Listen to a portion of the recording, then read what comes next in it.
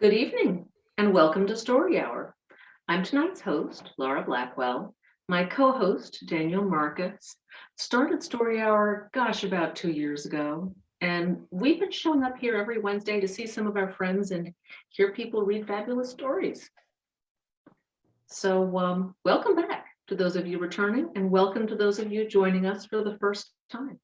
As always, we have two writers reading for their favorite nonprofits. Tonight's readers are Terry Faust, and to make things really easy on the name front tonight, Daniel Marcus. If you are fortunate enough to help others during this time, please consider a donation to one or both of tonight's featured nonprofits, the Food Group and Union of Concerned Scientists. Terry Faust is reading for the Food Group. The Food Group is a nonprofit working toward food justice and equity. For over 45 years, the Food Group have been providing nutritious and quality foods to people across more than 30 counties in Minnesota and Wisconsin. 1 in 9 Minnesotans is experiencing hunger. Not something most of us think of about the bountiful Midwest, right? And it was 1 in 11 even in 2019.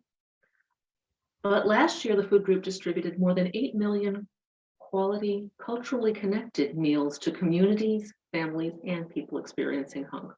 You can learn more at the Food Group MN, like the abbreviation for Minnesota.org. Daniel Marcus is reading for Union of Concerned Scientists. The Union of Concerned Scientists is a national nonprofit organization founded more than 50 years ago by scientists and students at the Massachusetts Institute of Technology. Its mission to use rigorous, independent science to solve our planet's most pressing problems. Joining with people across the country, UCS combines technical analysis and effective advocacy to create innovative, practical solutions for a healthy, safe, and sustainable future. You can learn more online at ucsusa.org. And if you're here on Zoom with us, please feel free to leave your camera on. It can be nice for our readers to actually see people. Terry Faust has, struck a bargain with the devil for great stories or something, and has no video. So we won't actually be seeing Terry, but we'll. And also, feel free to chime in on the text chat on the right in the Zoom window. If you're joining us on Facebook, we're really happy to have you, but we may miss your witty banter in the moment. We'll have to catch up on it later. Sorry about that.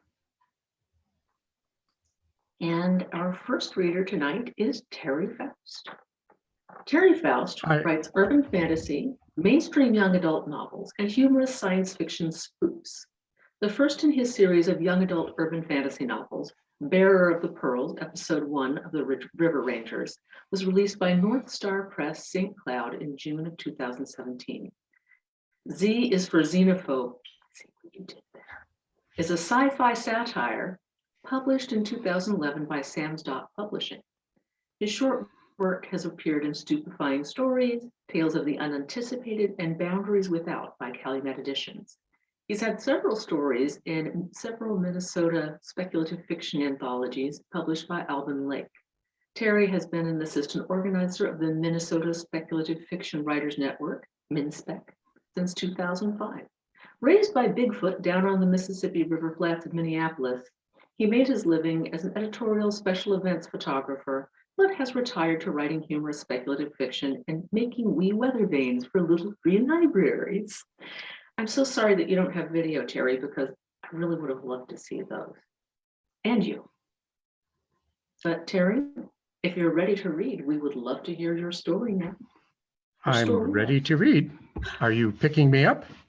Yes, your voice is coming through just fine. Great. Well, it's interesting that Food Group is the people to donate to, because this story starts with an empty refrigerator. It's called Guess Who's Coming to Gotterdammerung? It's Thor's shocking, untold story. And I'm going to start. Harold Bernard's bowl of breakfast cereal trembled. It trembled because Harold trembled. Harold trembled because the refrigerator shelf on which there should have been a gallon of milk was bare. Indeed, The entire refrigerator was empty of everything but his aunt's Christmas fruitcake and a box of baking soda. No milk, he muttered through clenched teeth. Yesterday, this thing was full of food. He slammed the refrigerator door shut and straightened the elastic band on his pajamas. The Bernard's kitchen was large, with a high ceiling and a nook containing an oak table. Barbara, his wife, sat there reading the morning news, paying little attention to her husband. She was dressed in her business outfit. What? She inquired from behind her paper. She was pleasantly plump with Botticelli curves. There was a whole gallon of milk here, Harold repeated with anger. I heard Benny and Thor come in late last night, Barbara said as she turned a page. At gall-darn 3 a.m, Harold fumed. Language, dear. They must have made a snack. Make yourself toast. Harold checked the bread box. All that remained was one slice. He thrust it into the toaster. All they do is eat, eat, eat, eat, especially that Thor. He's a god, Harold. What do you expect? I expect him to help out a bit. Take out the trash once in a while.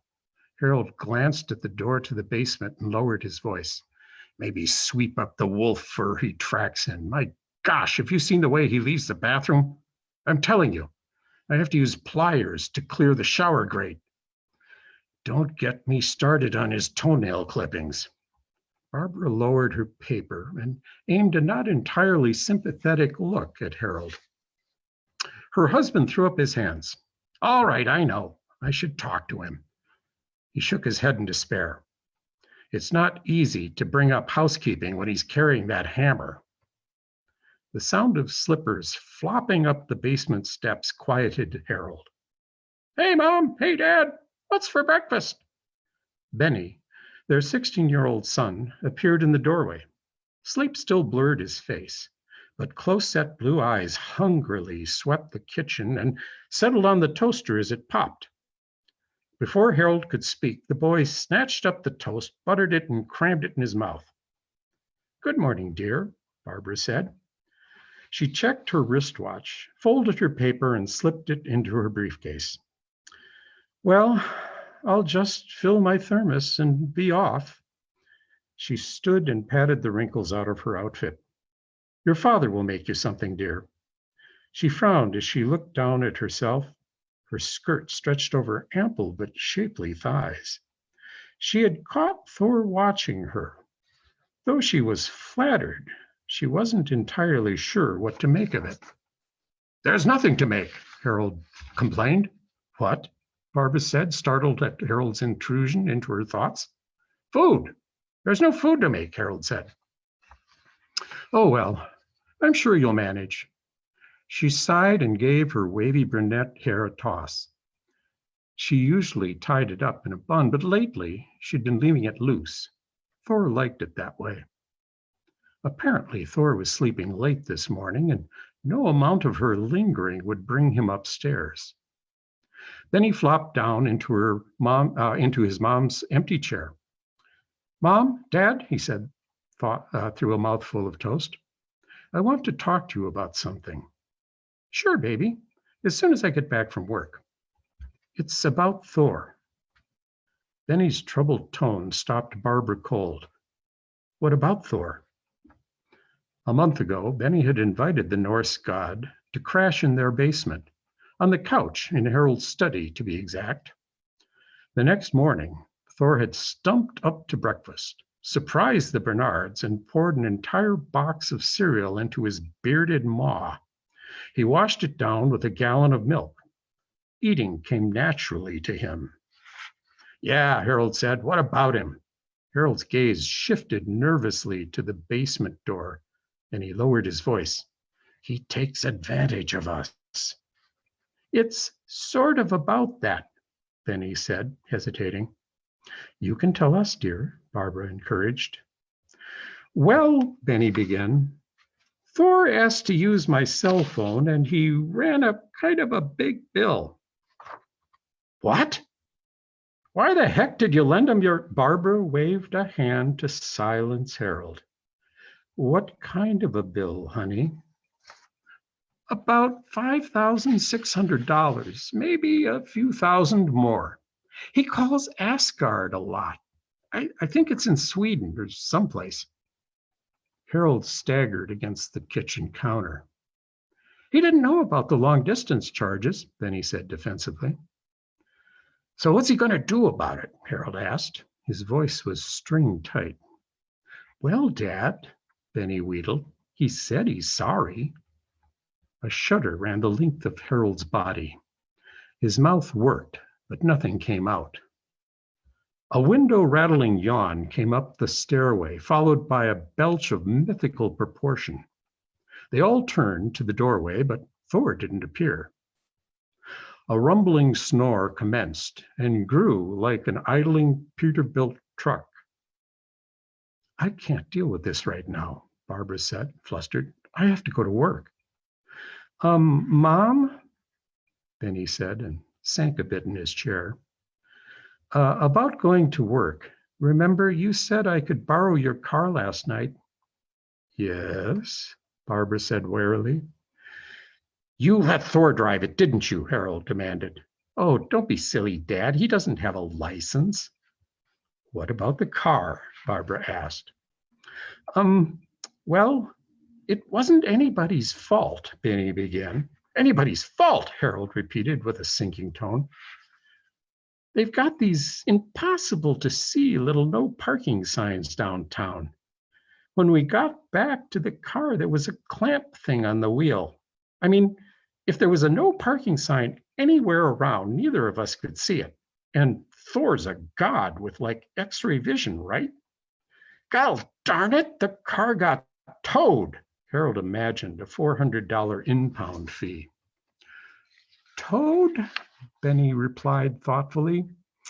Oh yeah, it got towed eventually. Eventually? Harold collapsed into a chair. Thor was just trying to help, Benny explained. Molnar, his hammer was right there and we just wanted to get home. You told us to be back before midnight. Sweet baby bejesus, what did he do? Harold cried. Well, he got the clamp off, Benny said, but the wheel kind of came with it. Harold shot up from his chair. And maybe a little bit of the fender, Benny added, as if his complete honesty would somehow cancel the damage. Harold's hands balled into fists as he grabbed and released thin air. Last week, Thor had tried to help him fix the riding lawnmower, and Harold was still finding pieces scattered over the backyard. This has to stop. But Harold's clenching hands found no tangible brake handle with which to stop it. Dad, none of this is his fault. He just wants to help. Any more help and we'll be homeless. He has to go. Benny, sweetheart, I think your father's right. Harold stopped in mid-fume. The last time his wife had agreed with him, they'd spawned Benny. Harold cocked his head. Well, yes, he cautiously said. I am right. He leaves today. Today, Benny whined. But it's Thursday. That's so cruel. Harold paced the kitchen, emboldened by his wife's agreement. He turned to face Barbara and Benny, straightened his pajamas, and stated definitively, he leaves. Having finally uttered what he'd wanted to say for the past 4 weeks, Harold pressed his creamy fists into his soft pajama hips and tried to strike a commanding pose. Thor must go. Barbara and Benny's gaze locked onto Harold for a moment, amazed at his audacity. It was one of the rare moments in Harold's life where he felt courageous and in charge. Then his family's odd expressions drifted up a bit to gaze slightly over his head. An eternity lay in the moment it took Harold to notice their eyes shift, listen for and miss Thor's snoring, and realize his back was to the basement door. With a sinking dread, he understood what the combination meant. He's standing right behind me, isn't he? Benny and Barbara nodded. Filling the doorway, helmet gleaming, hammer clasped in his iron-gloved right hand, his thumb tucked into Migar, his power belt, Thor placidly studied the back of Harold's head.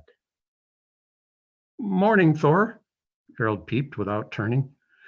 How about a couple dozen blueberry pancakes with chocolate sprinkles, just the way you like them?" Thor said nothing and shifted his gaze to Barbara and Benny. Benny gave him a tiny wave. "What's up, Thor?"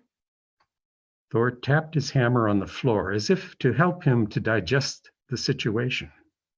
Dishes rattled, and on the counter, the pepper grinder tipped over.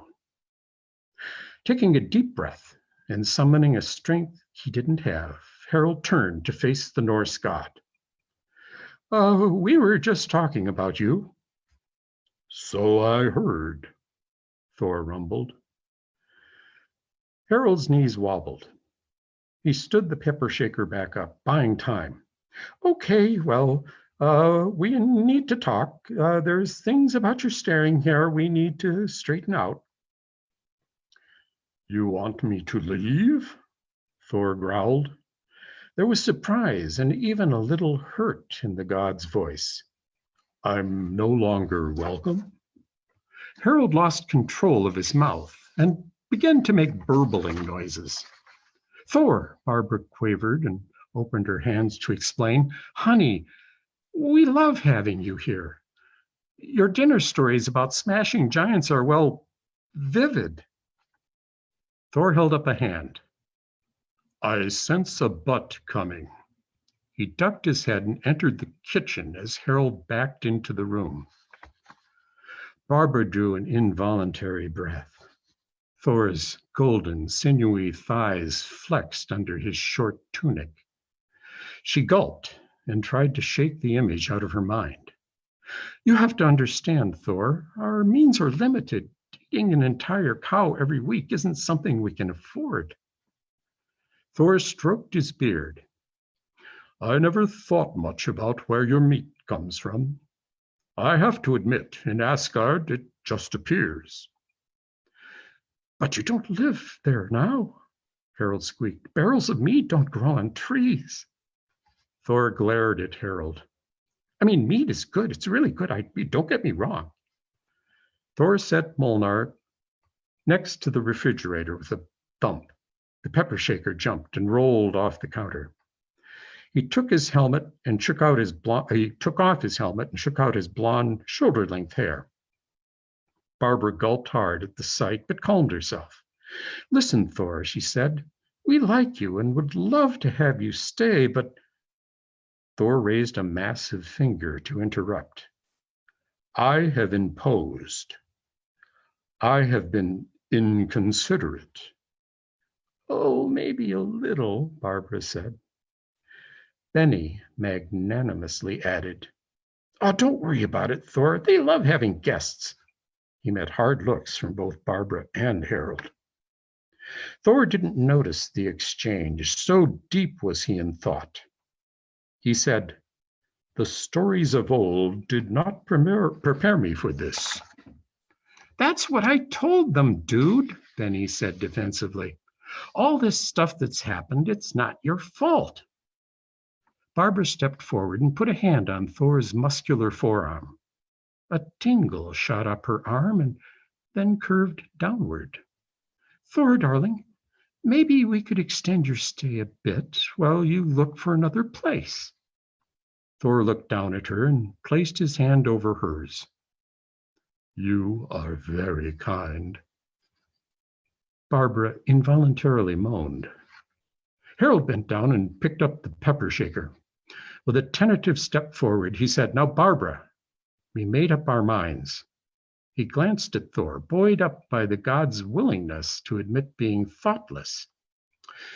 "You have been a teensy-weensy bit of a burden," he said. "Not that any of us are complaining." He set the shaker back on the counter and added, "If you wouldn't mind finding a place somewhere else, well, it would be okay with us."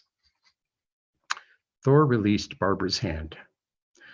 I've talked with my father at Asgard and my people, the Aesir. They are willing to have me back. Harold looked at Barbara questioningly. She returned the look. They'd never thought that Thor's stay was anything more than a godly romp. You had to leave home? Harold asked. Thor nodded. To clarify, I must tell a story. Well, tell away, Harold said. Thraim, god of the thirst, stole my hammer, Thor explained. He would wed Freya for its return, but she would not have him, and rightly so. He was a stinking troll. It was decided to dress me in bridal linen to fool Thraim and get my hammer back. To get your hammer back, you posed as Freya? Barbara asked. To fool them, you dressed up like a girl? Benny said. By Odin, I did, Thor admitted. I wore the necklace of Freya and many valuable bridal jewels. My linens were the finest, softest raiment in the land. This last bit was said with a dreamy look, as though the memory were dear. I made a fetching bride. At a loss for what to say, Barbara said, I'm sure you were stunning. Harold guffawed. By God, I bet old Thraim had downed more than one barrel of mead. If he couldn't tell, he immediately regretted the remark. Thor looked down on Harold. For a second, Harold saw his life pass before his eyes. But the god clapped him on the shoulder and laughed. Indeed he had. Oh, what happened then? Benny asked. They brought forth Mjolnir, as agreed, and I slew them all. Thor laughed, and it shook the house. The pepper shaker danced into the sink. To illustrate the havoc he'd wrought, he picked up the hammer and swung it at imaginary trolls. Barbara, Harold, and Benny ducked for cover. One particularly high swing smashed the ceiling fan. Thor stopped to catch his breath. Picking bits of ceiling plaster from their hair, the Bernards slowly got to their feet. Thor's mirth passed. He noticed the ceiling fan. Oh, I am truly sorry. Oh, forget it. It wobbled anyway, Harold said. I don't understand, Barbara said. What does this story have to do with you being here? Thor smiled and sighed. Setting his hammer on the counter, he leaned on its handle. It was the feel of those soft, womanly linens. He paused at the memory and a wistful, faraway look came into his eyes. Swinging Mjolnir was so smooth, no chafing. It was Valhalla to smash heads. At first, I had been afraid the Aesir would call me cowardly and womanish when I agreed to their plan and dressed as Freya. But once dressed, it felt so different, so right. Afterward, I returned her clothes, but I could not forget the feeling. There was a stunned silence.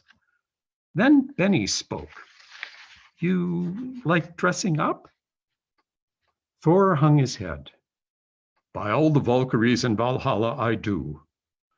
Odin, my father, later found me dressed so and banished me from Asgard. Harold waved his hands in front of his face like he was trying to wipe away the image of Thor in drag. Let me get this straight. You, Thor, a mighty warrior kind of god, secretly liked to dress up. You put it awkwardly, but yes. Thor looked up. There was no shame in his voice now. Harold shrugged and said, That's okay, I guess.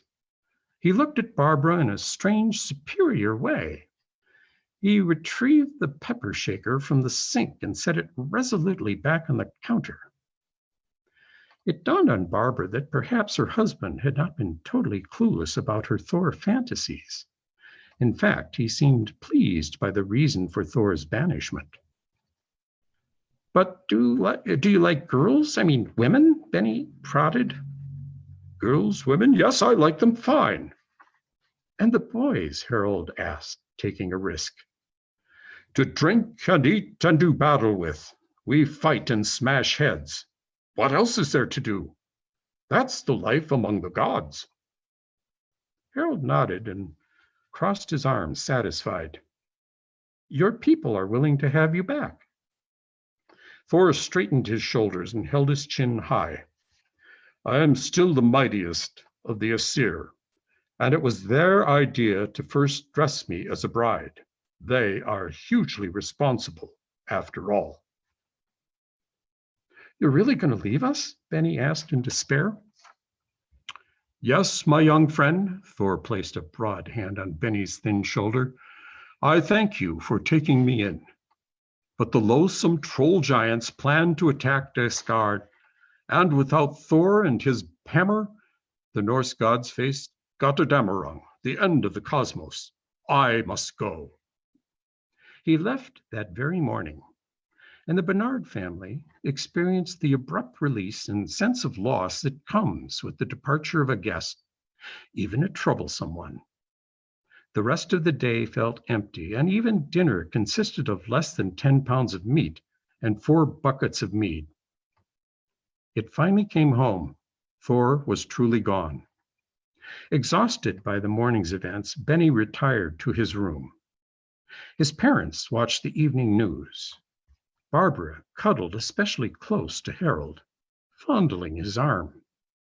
She felt an unusual need to retire early. Harold finished flossing and was about to gargle when he heard a coy, inviting voice come from the bedroom. At first, he wasn't even sure it was Barbara's. Oh, Harold, she intoned playfully. Harold stepped into their darkened bedroom and to his amazement saw his wife languidly propped on one elbow in the middle of the bed. She wore a sheer nightgown. Their special candle had been dusted off and was on the bedside table, casting a seductive glow. Barbara tilted her head towards the dresser and murmured with half-closed eyes, I like the way you handled the situation this morning. On the dresser lay one of Thor's spare tunics. She added in a breathy voice, Thor is not the only one who can dress up, you know. The end.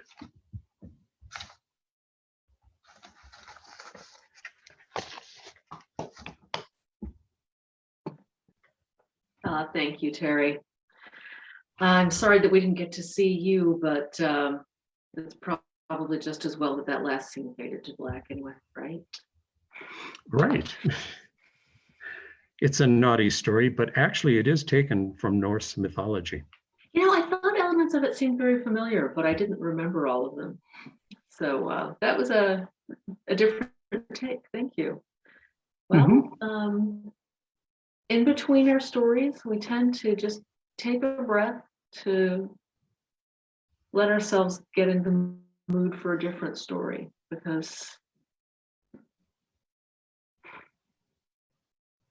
I don't know, every story just sort of has its own air. And our next reader tonight is Daniel Marcus. Daniel Marcus is the founder and co-host of Story.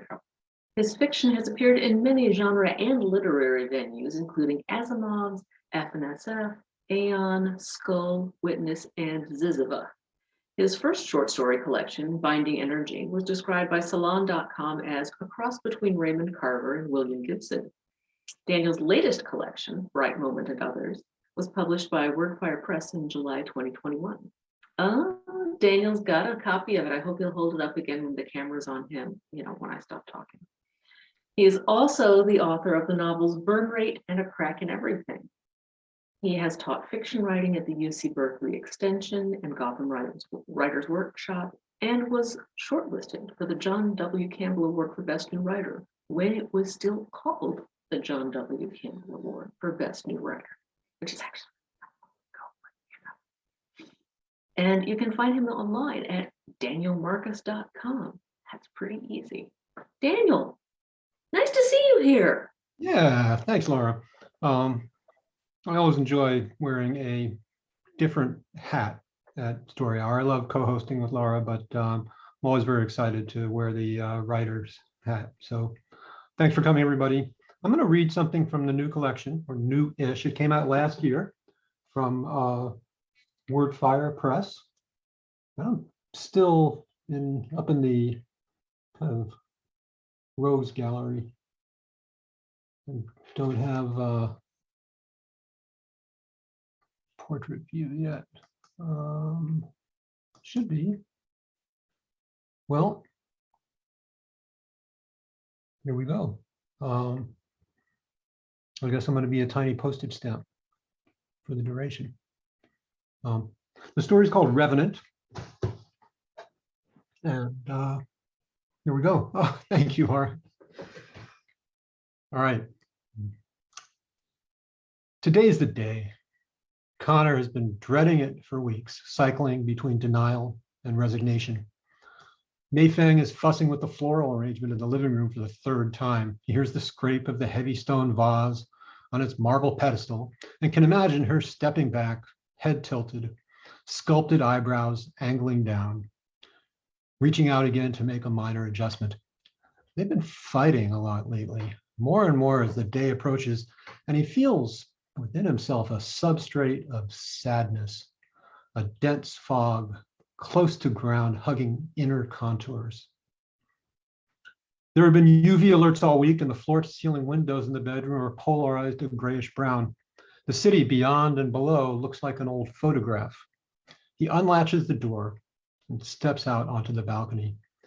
The brightness hits him like a fist, and he takes a moment to adjust. His Augs overcompensate, dialing in dark gray, then normalizing. He walks towards the edge until he feels the yielding pressure of the nanogel webbing on his face. To the east, Brooklyn burns. Plumes from a dozen flickering sources rise and merge into a gray haze. The fires seem to be moving closer. To the south, a tugboat churns past the sad stubble of Liberty Island. A quarter mile below, sunlight glints brightly off the gridded lower Manhattan canals, a silver checkerboard outline. A cat's claw swipe of white contrails crosses the sky, military drones patrolling the metro no-fly zone. The air is filtered by the nanogel, but he imagines a faint tang of salt, smoke, sewage. Connor steps back, slaps a sativa patch in the underside of his wrist, and regrets it almost immediately. He already feels agitated, and his unease is amplified by the chemical surge. He leans again into the nanogel, invisible except for a rainbow highlight at the periphery of his vision that cycles through the spectrum as he moves his head.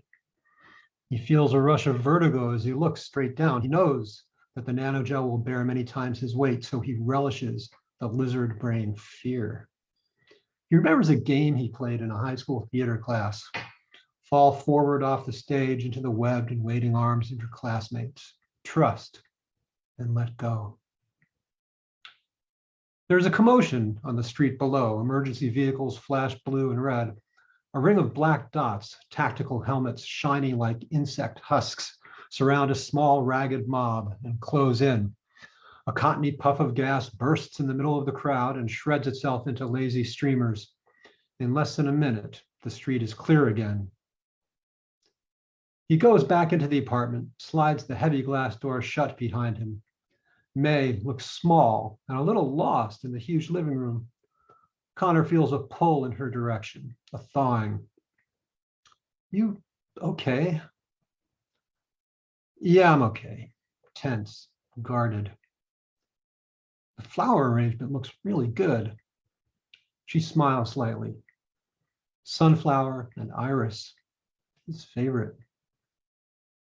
He cooks them a light early supper, kelp salad with almonds and blood oranges, broiled farm tilapia. Expensive, but they can afford it. Well, she can anyway. He feels again the familiar surge of resentment at May's family money, this flat, a gift from her father, Bing Quan.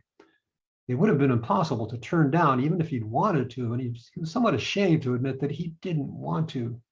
And there it was in a nutshell, that complex of shame, anger, and self-doubt that May's father engendered in everyone he met.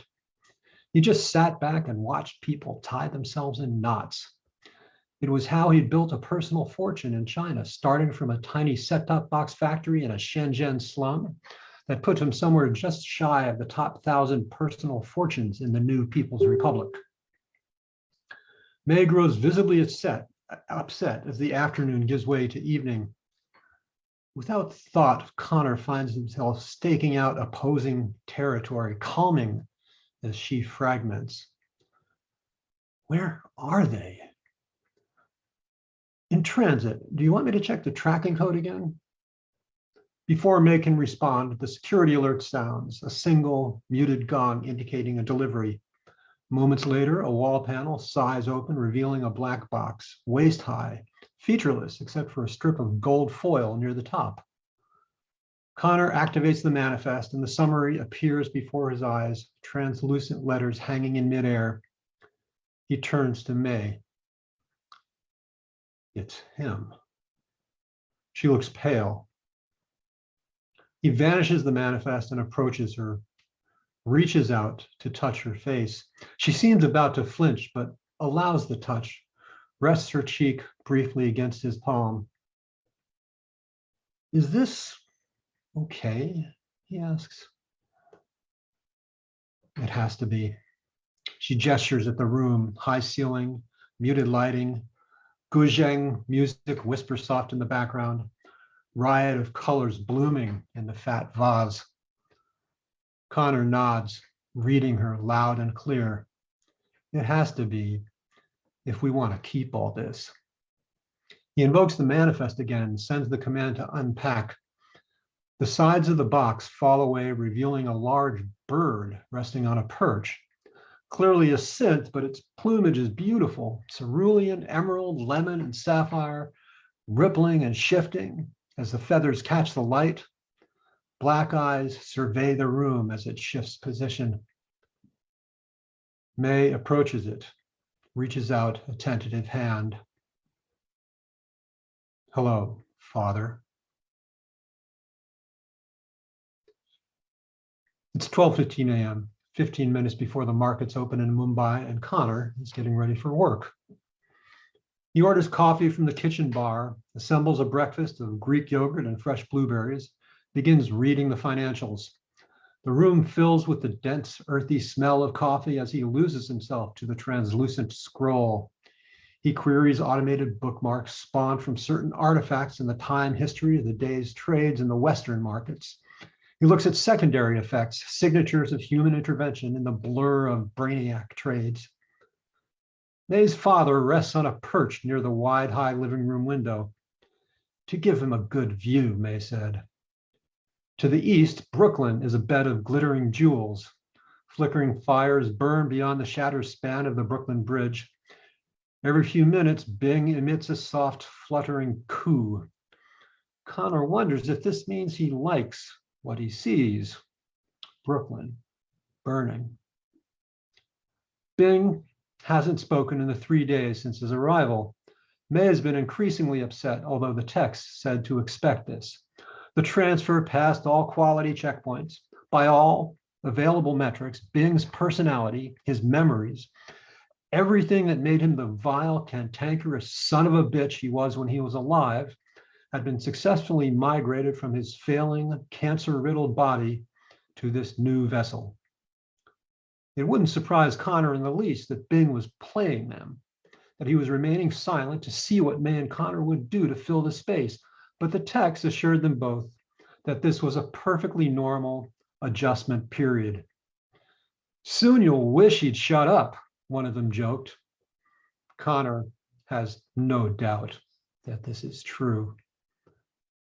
He usually works from the bar near the big windows, but Bing's presence makes him nervous. So he set up shop in a Spartan room off the kitchen.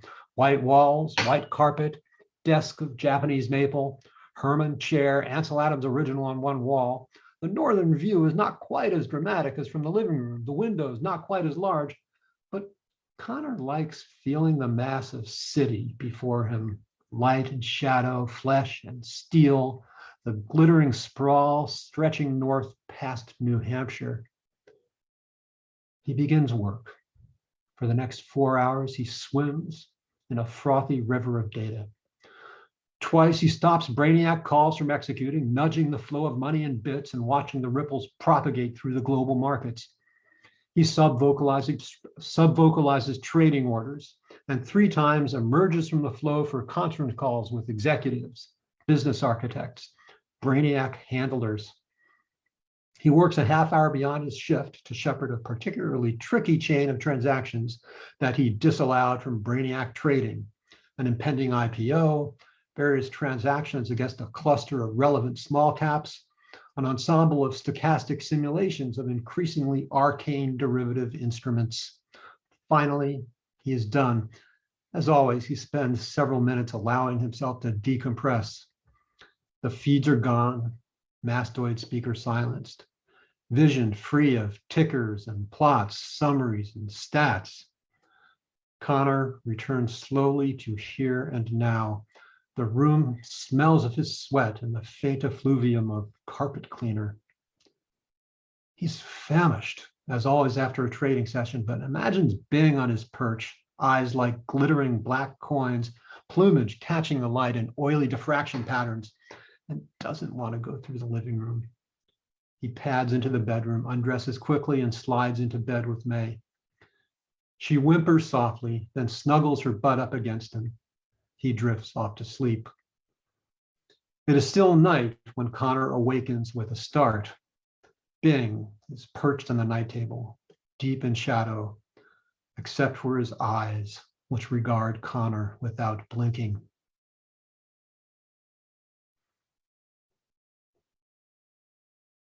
The water bus threads its way through the unregulated rabble of small craft, barges, salvage rigs, food rafts, and houseboats. Buildings rise on either side.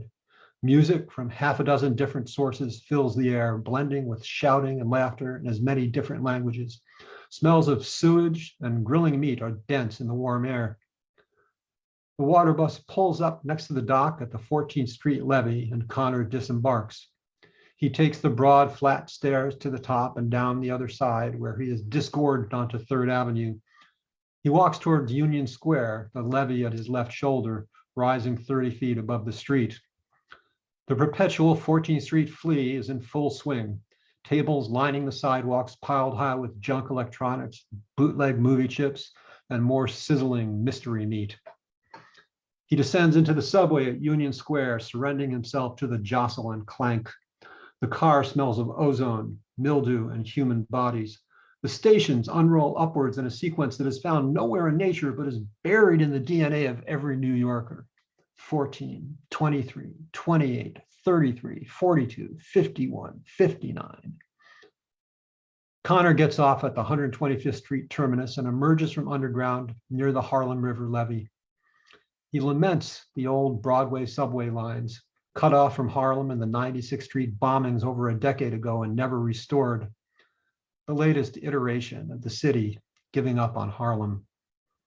Unlike the noise and hustle of downtown, this neighborhood feels abandoned.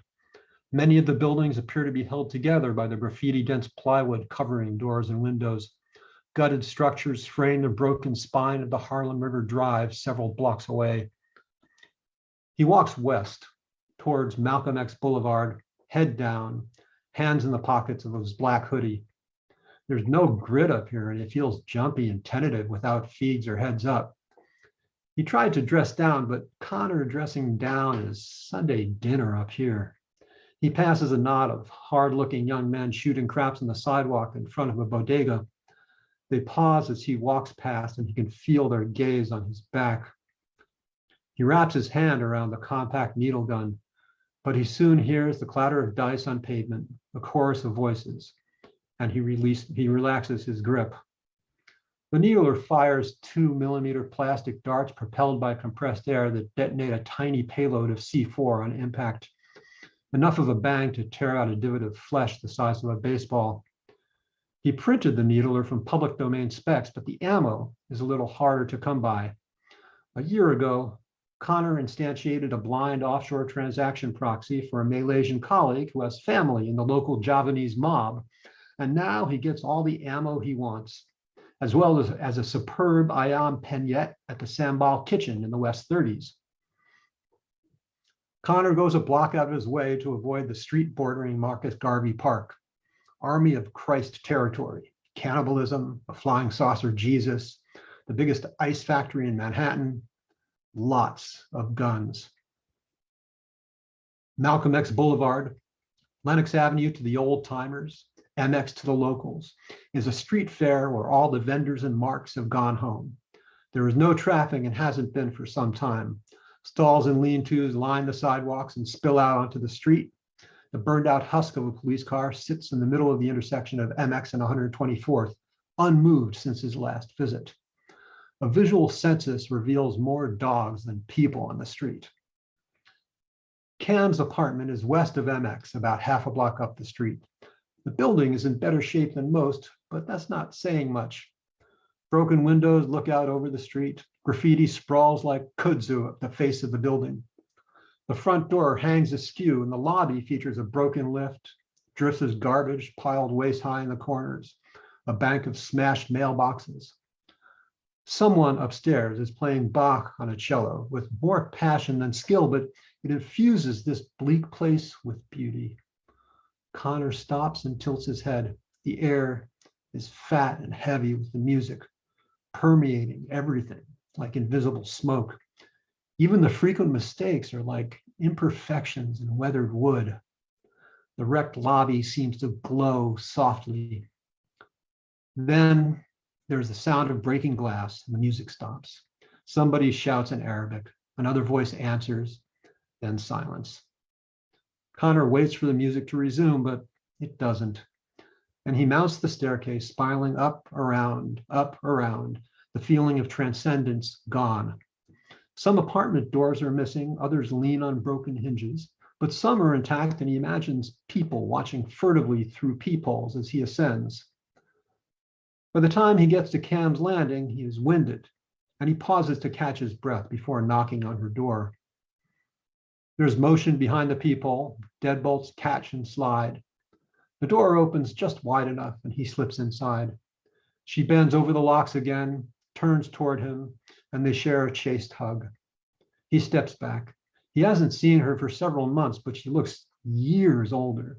The inexorable toll of AIDS 4 has ravaged her body, taken most of her teeth. What's left of her hair is sparse iron stubble. Only memory allows him to see in her broken features the beauty she had been. They were friends in grad school, lovers briefly, then friends again. She was a brilliant big data analyst, blessed with an almost supernatural ability to discern patterns in the ebb and flow of petabytes. Then the brainiacs conquered that domain, and almost overnight, she was rendered obsolete. Unemployed, unemployable, she slid off the grid, subsisting on black hat work when she could get it.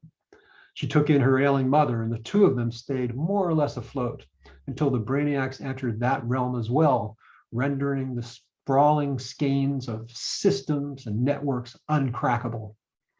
He kept track of her and helped out when he could, although she wouldn't let him do much. May had known Cam slightly back in the day, and he knew Connor was still in touch, but she'd inherited a bit of old school bootstrap ethos from Bing. If Cam was struggling, she'd somehow brought it on herself. It was one of those recurring low-level arguments that every marriage harbors, worn to ritual by repetition and ennui. Why do you still visit her and her crazy mother? She is Daozi. She's not a loser. She's just unlucky. People make their own luck. My father did. He came up in the slums of Shenzhen. Yes, I know. And now he's the biggest asshole in China. At this point, they both lapse into passive-aggressive silence. There will be hot, angry makeup sex that night or the next, closing the loop. He wonders, not for the first time, when the brainiacs that had blown Cam off the grid would step in and deprecate his interventionist role. Then it's quis custodiet ipsos custodes, who guards the guards. But he finds himself oddly detached whenever he contemplates it. What difference does it make who runs oversight on the brainiacs? What difference does it make if anybody does? It would be like children with toy guns guarding a bank. Meat is done, headed towards an inevitable convergence that nobody understands. He's never actually interacted directly with the brainiac, just their human handlers, and doesn't know anybody who has, although he suspects there must be a priesthood somewhere, acolytes in black t-shirts and flip-flops, servicing the burgeoning web of artificial sentience, tweaking code, running diagnostics. He wonders sometimes if the brainiacs actually exist, if they're not some elaborate metacorporate fiction. There's certainly plenty of wingnut theories to that effect, but their influence is too pervasive, too profoundly weird. They are rocks thrown in a pond, sunken from view, but leaving a widening system of ripples. How's Alice? Cam shrugs. You know, good days, bad days. She's been looking forward to seeing you. She calls back into the shadowy apartment. Mom, Connor's here. Connor can barely hear the weak, feathery response.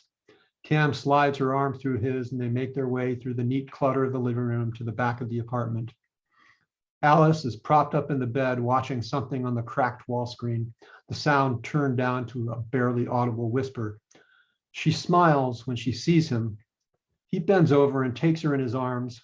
She feels so insubstantial, as if the slightest pressure will crumble her to dust.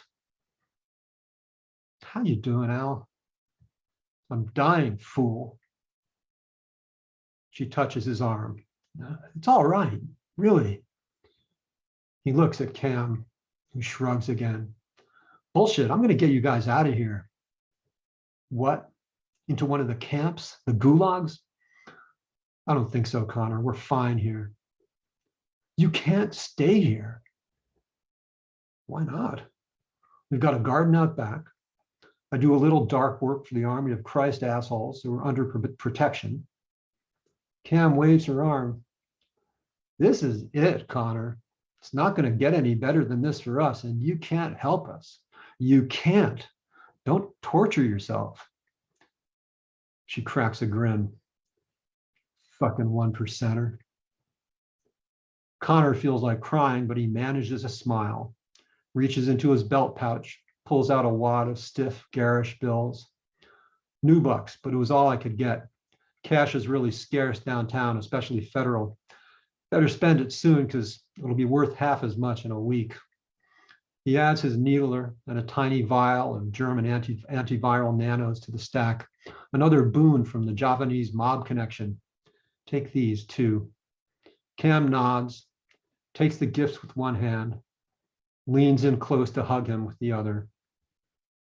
Thanks, Connor. What else you got? He knows she's talking ganja. The three of them share a vape stick and watch some vintage anime on the wall screen. Huge-breasted girls and spiky-haired boys caper wide-eyed across the screen.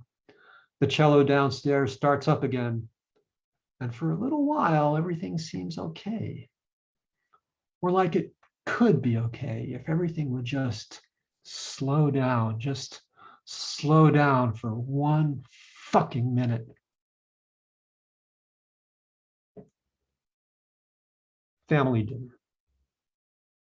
Connor has prepared a pot roast, root vegetables from his Javanese connection, and vat beef. He tries not to think about that, but trying not to think about it burns in the image. A headless, limbless blob suspended in pink fluid, pierced by nutrient tubes and monitoring instrumentation. One of thousands in a sprawling Cartesian grid hunkered beneath the weight of a dim, perpetual twilight. The beef is good, though, in spite of a hormonal fullness to the taste and a slightly spongy texture. Connor is seated at one end of the oak table, May at his left. Bing's perch has been rolled to the other end, the height adjusted so he has access to his bowls of water and nutrient paste. Good. May and Connor exchange looks. Bing's first human-like vocalization. His voice is rounded, almost melodic, with a barely perceptible rising tone at the end of each utterance. His beak opens, but there's no other movement to his face. The shaping of the words, the transformation of thought to language, taking place at some hidden nexus within the artifice of his body. G, g, g, guai. It's all right, Father. Take your time. Bing spreads his wings, gives them a quick flutter, and pecks viciously at his balls, knocking over the water. Dabs of paste cling to his beak. May reaches over with a napkin and cleans the bird's face. Bing opens his beak, coos briefly. Connor can see his tongue, a dark, waving knot of muscle. He wonders if Bing enjoys the disruption and attention, and then chuckles silently to himself. Of course he does. Gui? Gui? Gui? The bird's black eyes meet Connor's. There is intelligence there, unmistakable and fierce. And something else he can't quite identify that knots his stomach and gives him a cold feeling at the nape of his neck. Gui? Gui? Guilao. Guilao. Connor looks at May, back at Bing. The bird's eyes never leave Connor's face. Guilao, May says. White ghost. Also foreign devil, or just foreign. Connor nods. I know what it means. Connor is waiting for Musa bin Ashraf at the Broken Door, a Malay bar in the shadow of the 14th Street levee. Jangly Chinese pop music fractures the air and the wall screens pulse with images. Nude dancers cavorting across a sapphire meadow, a sleeping tiger, a sleek, beautiful androgen caressing a mic, a kitten toying with a string. Musa is precisely 10 minutes late. As always, Connor can set his clock to it. Connor gets up as Musa enters the bar and they embrace. The bartender has been ignoring Connor up to this point, but now he's all smiles and quivering attention. Musa wards him off, and they cut through the crowd towards an empty booth at the back of the bar. You look like shit, Connor, Musa says when they're seated. His English has a fruity Aussie twang. Have you been sleeping? Connor shrugs. Not much. They've known each other for long enough that they can dispense with small talk, and Connor gets right to it. He tells Musa what he wants. When he is done, Musa looks at him for a long moment. His expression is hard to read, but Connor detects a hint of sadness.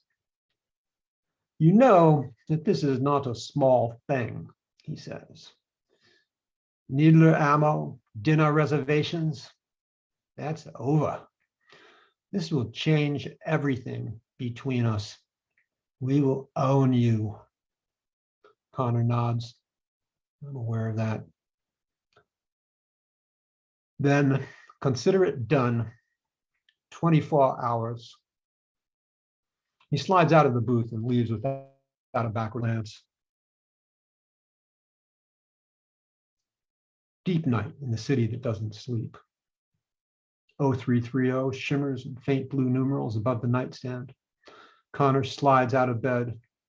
May stirs, moans once quietly, and rolls over. Connor pads quietly into the living room. Bing is on his perch, looking out over the glittering cityscape. Connor wonders what he actually sees, what perception is conjured by the striking of photons on Bing's biosynthetic receptors. He places himself in front of Bing, in front of the city. Listen to me, he says, you son of a bitch. Bing looks at him, his black eyes wide and bottomless. He has not spoken since the other night at dinner. All your wealth, all your history, everything you tried to take with you when you died, everything that's you, it's all gone. Smoke in the wind. You're nothing, Bing. nobody. Connor returns to the bedroom and tries to go back to sleep. There are no sounds from the living room, no sounds at all, except odd little clicks and hums, almost inaudible. The flat chuckling to himself in the deep of night. Finally, sleep takes him. Connor is awakened by a bar of bright sunlight across his face. May's side of the bed is rumpled, the sheets cool. He pads into the living room. May is sitting in the chair next to the open balcony door. She has been crying, but seems composed now. Bing's perch is empty. The room smells of smoke and burnt plastic from the Brooklyn fires. What happened? Are you all right?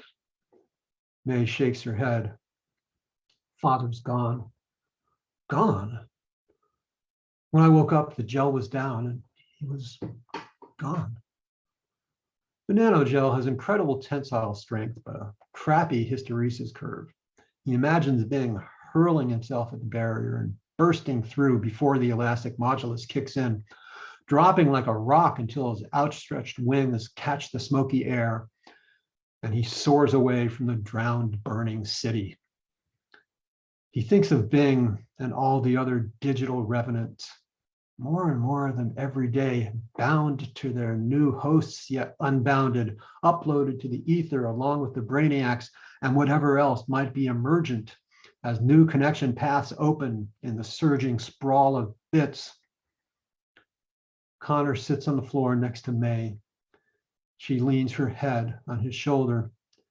He feels her trembling slightly, a high-frequency vibration. Connor invokes his heads up, navigates to household functions, gives a command, and the big sliding door closes silently. The room still smells of Brooklyn burning, but the filtration system will kick in, and soon the smell will be gone.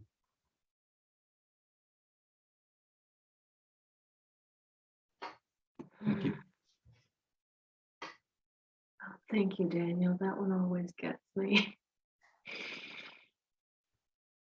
I don't think we could have had two more different stories tonight.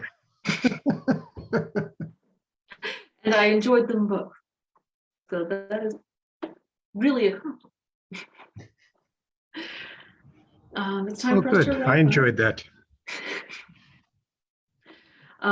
Next week, we have Johnny Compton reading, and we are also going to have a surprise reader. Please check storyhour2020.com before then if you want to find out who that's going to be. Storyhour2020.com is a great place to learn about all our upcoming authors and who's been there before. And you can watch any programs you may have missed on the Story Hour page on Facebook. Terry and Daniel, thank you both for sharing your stories with us tonight. Oh, it was a pleasure. The pleasure was ours. Thank you for dialing in from the void. Hope that Faustian deal with the devil's working out okay. As always. Excellent. And thank you, all of you who are joining us here, who are joining us later on Facebook, for spinning the fictive dream with us tonight. Thanks, everybody. Good night. Thank you. Good night.